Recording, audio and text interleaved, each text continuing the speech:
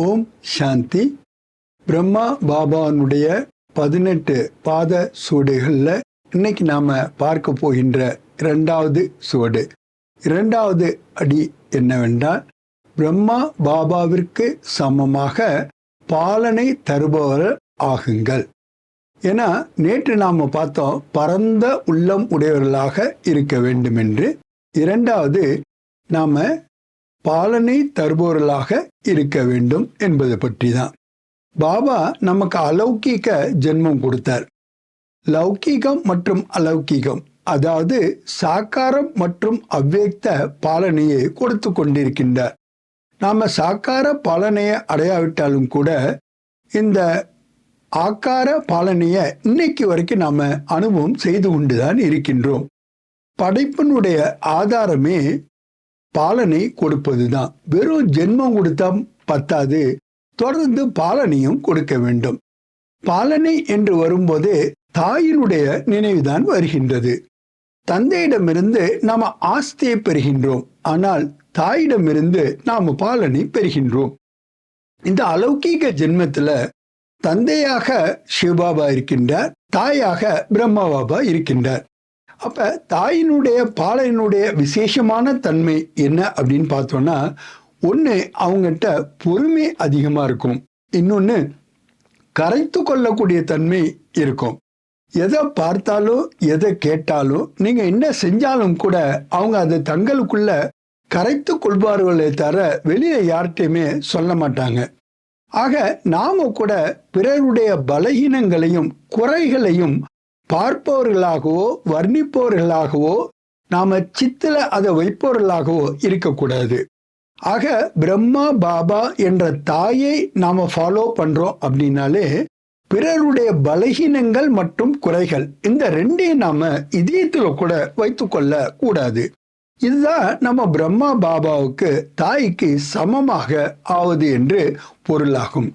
ஏன்னா நீங்க எப்ப நிமித்தமாக இருக்கின்றீர்களோ ஒரு அலௌகீக ஜென்மத்திற்கு நம்ம ஞானம் கொடுக்கிறோம், ஞானம் கொடுத்த உடனேயே அவங்களுக்கு தாய் தந்தையின் அறிமுகம் கிடைச்ச பிறகு முதல்ல அவங்க தொடர்புல இருந்தவங்க சம்பந்தத்துல வந்துடுறாங்க. அதுக்கு அப்புறம்தான் அவங்க பாபாட்டேந்து கல்வியையும் பெறுகின்றார்கள், ஆஸ்தியும் அடைகின்றார்கள், தங்களுடைய பிறப்புரிமையாக அடைகின்றார்கள்.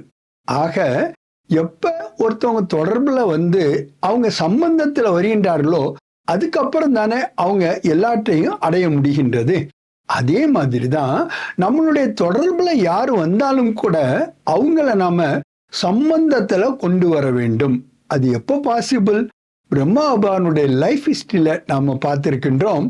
பிலாங்கிங்னஸ், நம்முடையவர், அதாவது யார் ஒருவர் பாபாவை பார்த்தாலும் கூட மேரா பாபா, என்னுடைய தந்தை என்றுதான் கூறினார்களுடைய தவிர நம்முடைய தந்தை என்று கூறவில்லை. பக்தியில கூட நம்ம இறைவனை தாயும் தந்தை என்று தான் கூறி வந்தோம். ஆனா இப்பதான் நம்ம அதை அனுபவம் செய்யறோம். காரணம், இங்க நம்ம பாபாவை அனைத்து ஆத்மாக்களுக்கும் தந்தை என்று சொல்லல, என்னுடைய தந்தை என்று சொல்லுகின்றோம்.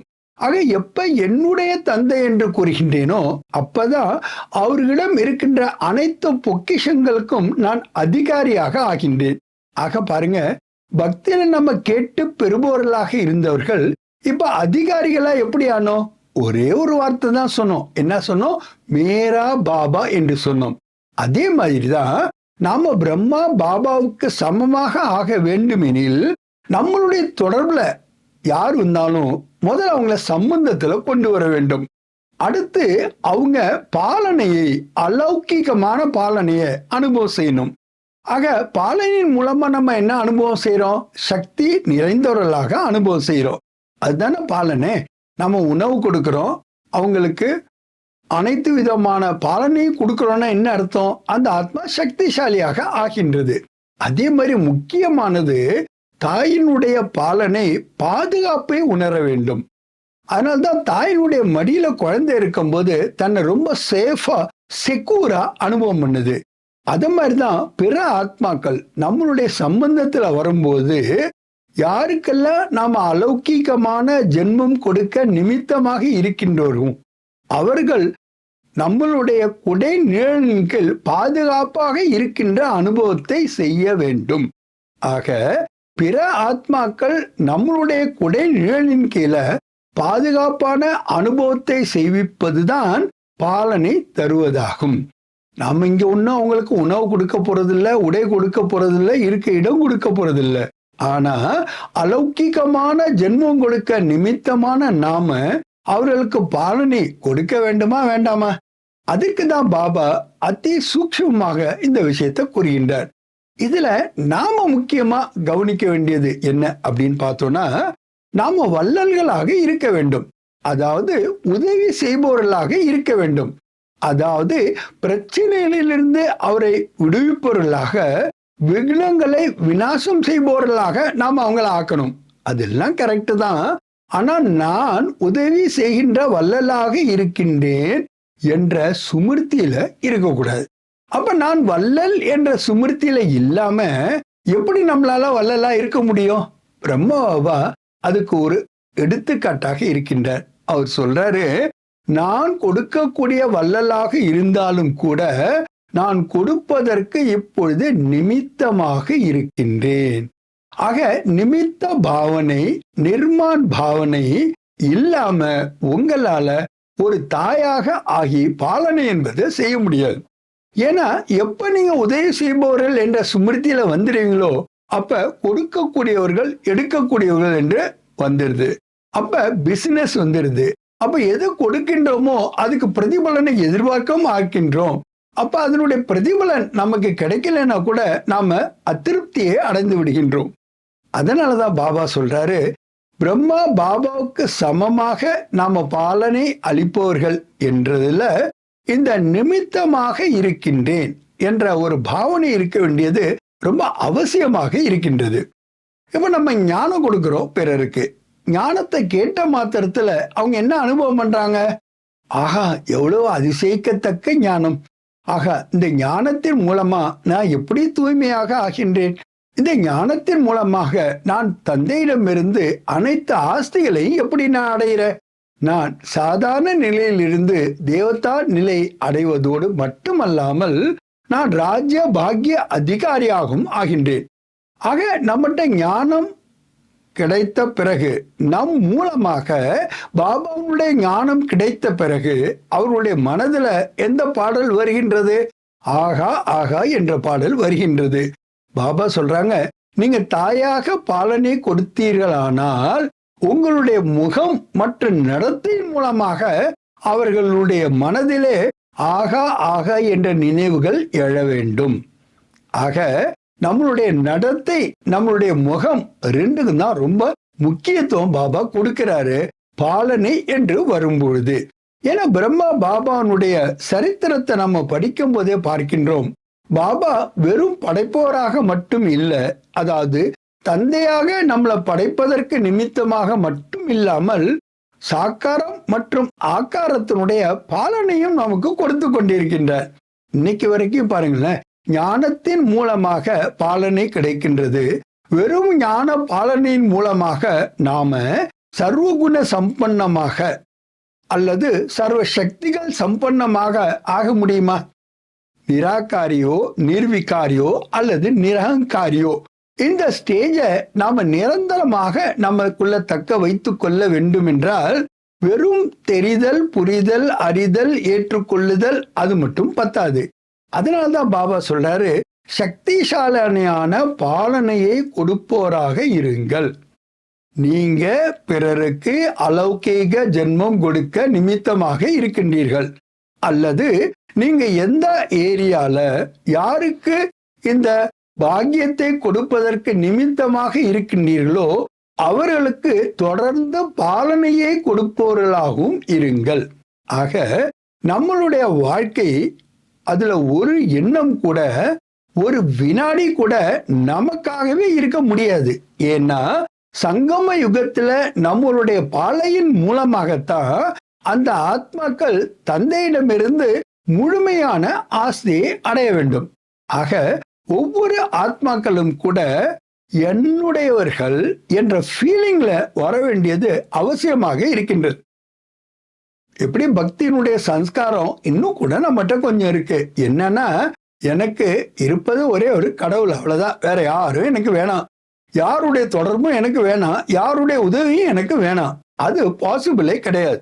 ஏன்னா பாபா சொல்றாரு, எப்படி ஆகா பாபா என்று கூறுகின்றீர்களோ, ஆகா எனது பாக்கியம் என்று கூறுகின்றீர்களோ, அதே மாதிரி ஆகா எனது தெய்வீக பரிவாரம், அதாவது பிராமண பரிவாரம் என்ற பாடலை நீங்க பாடிக்கொண்டே இருக்க வேண்டும். ஏனென்றால் உங்களுடைய பாடலின் காரணமாக அவர்கள் எப்ப ஆகா என்ற பாடலை மனதில் பாடுவார்களோ அவர்களிடமிருந்து நீங்கள் ஆசீர்வாதங்களை பெறுகின்றீர்கள். ஆக புருஷோத்தம சங்கம் யுகத்துல நாம புரிந்து கொள்ள வேண்டிய ஒரு ஆழமான ரகசியம் என்னவென்றால், வெறுமனே நம்மளுடைய முயற்சியினால நம்ம ஸ்டேட்டஸை அடையவில்லை. பாபா கொடுப்பதனால நம்ம அடைவது இல்லை.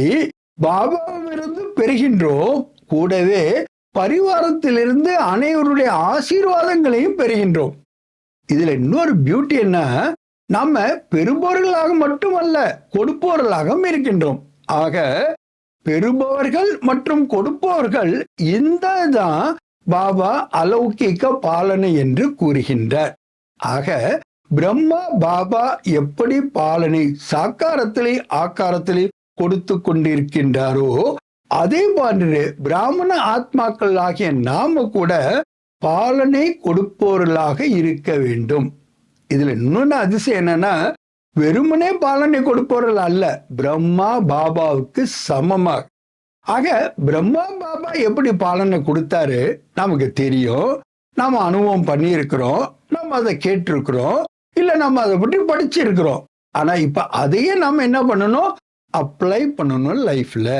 ஆக நம்ம பிராமணர்களாக இருக்கின்றோம் என்பது நாம பாபாவிலிருந்து முழுமையான ஆஸ்தியை அடைவதற்காக மட்டும் அல்ல, பிற ஆத்மாக்களும் கூட பாபாவிடமிருந்து அனைத்து பொக்கிஷங்களையும் அதிகாரமாக பெற வேண்டும். இங்க முக்கியமான விஷயம் என்னன்னா, எப்படி ஒரு தாய் பாருங்க, குழந்தையினுடைய எந்த ஒரு பலகீனத்தையும் குறையுமே பார்க்கறது இல்லை, ஆனா அதை சரி செய்வதற்கான முழுமையான கவனத்தை கொடுக்கின்றார்கள். பிரம்மா பாபா கூட அப்படித்தானே இருந்தாரு. சாக்காரத்திலேயே அது நமக்கு தெரிஞ்சது. இப்ப அவ்வியக்தத்திலே என்ன செய்யறாரு, நம்மளுடைய குறைய பலகீனத்தை அவர் பார்க்கறதும் இல்ல, சொல்றதும் இல்ல, ஆனா அதை எப்படியெல்லாம் சரி செய்யணுங்கிறத கவனம் கொடுக்கின்றார் அல்லவா. சரி செய்வது நமது பொறுப்பாக இருந்தாலும் கூட, நம்மளுடைய ரெஸ்பான்சிபிலிட்டியாக இருந்தாலும் கூட அவர் அதற்கான உதவியை செய்கின்றார். ஆக உதவியை செய்யும் பொழுது கூட நான் உதவி செய்பவனாக இருக்கின்றேன், வள்ளலாக இருக்கின்றேன் என்ற நினைவு இல்லாமல் நான் பாபாவுடைய காரியத்தில் நிமித்தமாக இருக்கின்றேன். தன்னுடைய உடலை கூட என்னுடைய உடல்னு அவர் ஒரு தடவை கூட சொல்லவே இல்லை. இது பாபாவுடைய ரதம் என்று கூறுகின்றார். பாபாவுடைய ரதம் என்று கூறும் பொழுது நான் ஒரு அலௌகிகமான ஃபரிஸ்தாவாக இருக்கின்றேன். இந்த உடல்ல நான் நிமித்தமாக இருக்கின்றேன், அனைத்து குழந்தைகளுக்கும் பாலனை கொடுப்பதற்காக. பாலனையையும் கொடுக்கின்றார், அதே நேரத்தில் நிமித்த பாவனை இருக்கின்றார்.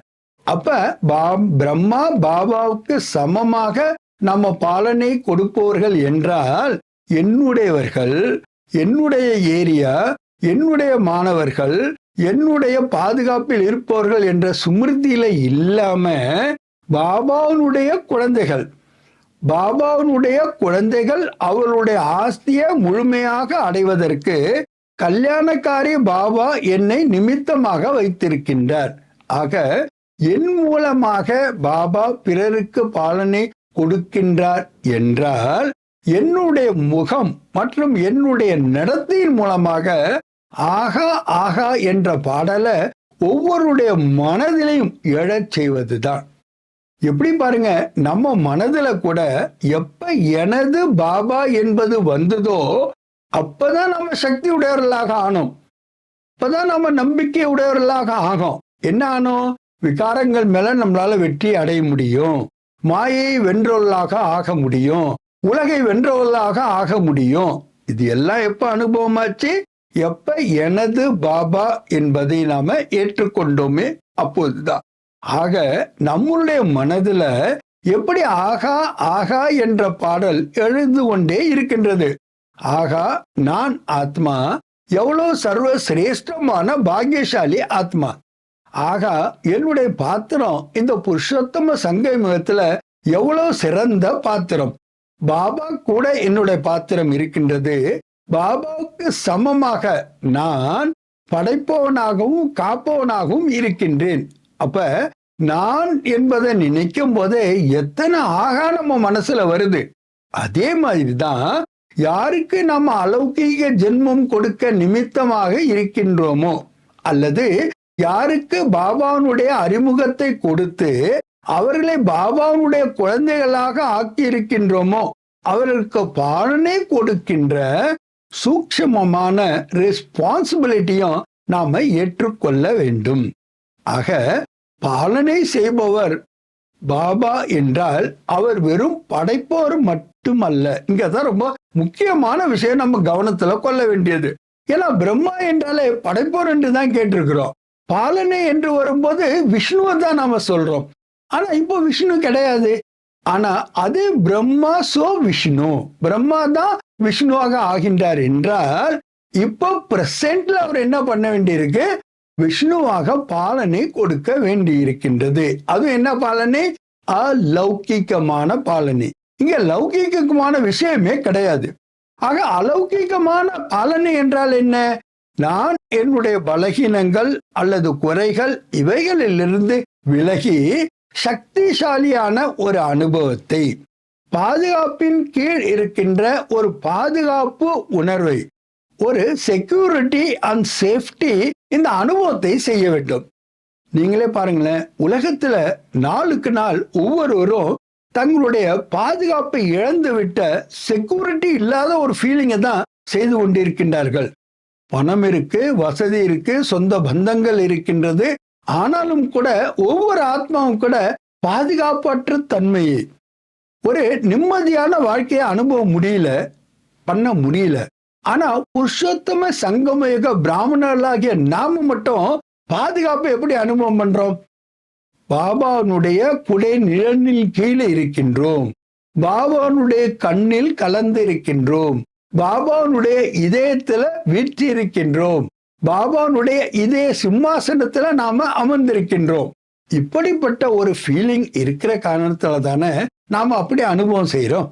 ஆக அமிர்த வேலையிலிருந்தே பாபா நமக்கு இந்த பாலனையை கொடுக்க ஆரம்பித்து விடுகின்றார். அந்த பாலனையினுடைய அனுபவத்துல இருக்கக்கூடியவர்கள் மட்டும்தான் தன்னைத்தான் மாஸ்டர் சர்வ சக்திவான் என்ற அனுபவத்தை செய்கின்றார்கள். பாபாவுக்கு நல்லாவே தெரியும், நீங்க ஒவ்வொரு நிமிடம் கூட மாயையினுடைய எதிர்ப்புகளை, சவால்களை சமாளிக்க வேண்டி இருக்கின்றது என்று. அதுக்கு அந்த பாடல் கூட இருக்கின்றது இல்லையா?